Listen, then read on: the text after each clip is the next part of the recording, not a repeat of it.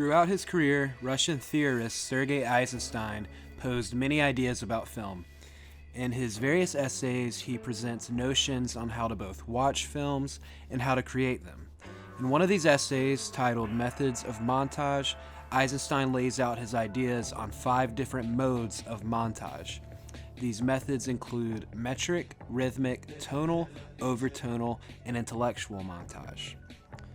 In this video essay, I will discuss 2 of the methods, those being metric and tonal, and I will unpack Eisenstein's discussion of these 2 methods. And with that, I will use examples from modern films, and I will also show examples of my own, so hopefully that goes well. But yeah, so let's get into it with metric montage. So simply put, metric montage can be understood as the cutting together of shots based on specific lengths and time. Eisenstein defines these specific cuts as absolute lengths, and they are pieced together in a mathematical sort of fashion. Here is a quick example of what I'm talking about.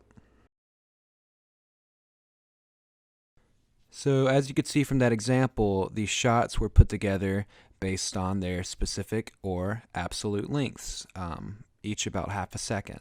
As Eisenstein continues in his essay, he does something pretty cool. When talking about metric montage, he compares the process to music theory.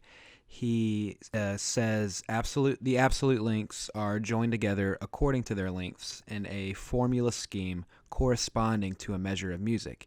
And it's pretty helpful and interesting to think about metric montage in this way, in comparison to music theory, that is, because there are a lot of cool things you can do with metric montage and music combined. One obvious thing would be to match the shots based off of a beat. You know, your cuts a specific time with, say, the specific beat of a drum or strumming of a guitar. And something else that's pretty cool that Eisenstein claims is that the filmmaker can also synthesize tension in his or her film by shortening the pieces of the absolute lengths within a sequence as it goes on, much like creating tension within music by increasing the beat or increasing the strumming pattern. So I think that's really cool, that he would take a different medium altogether and use that as a way to think about film, specifically montage. I will now show you 2 examples of metric montage, one from Alejandro Inarritu's 2006 Babel, and another that I made myself. So yeah, here they are.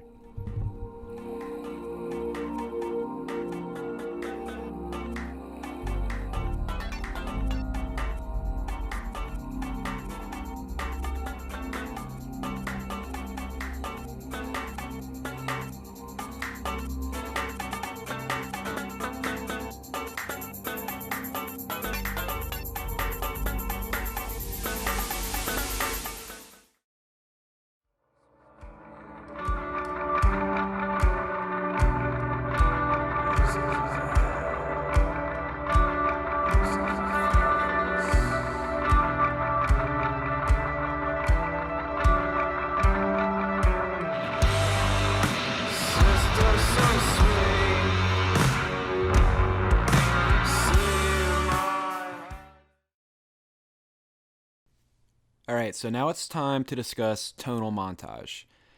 So like we saw with metric montage, when watching a film, there are often sequences that are edited together with a greater purpose in mind than continuity. This remains the case with tonal montage.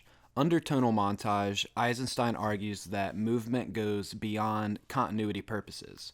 Montage here is based on the characteristic emotional sound of the piece, or rather the general tone of the piece. In sequences that exploit tonal montage, these shots are connected by the visual, the oral, or both.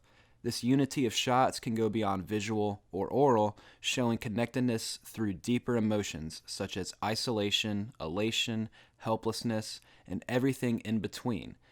This is achieved by way of filmic techniques such as light tonality or the use of a shrill sound.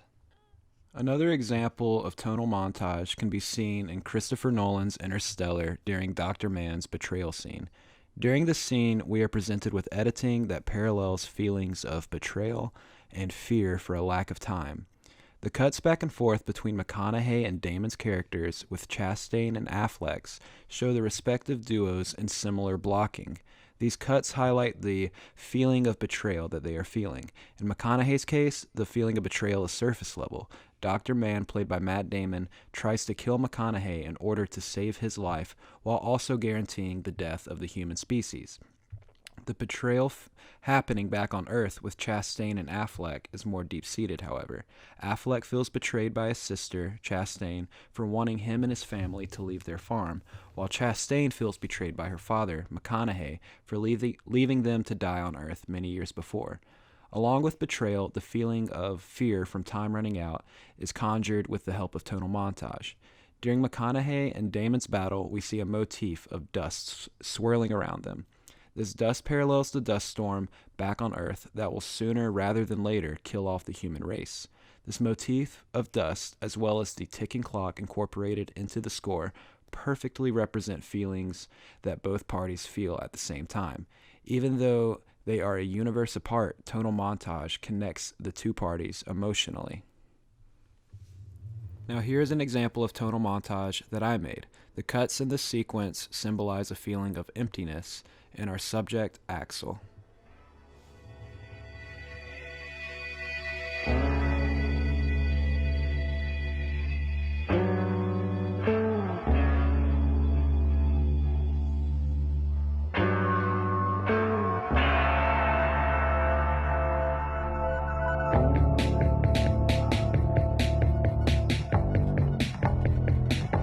This is television.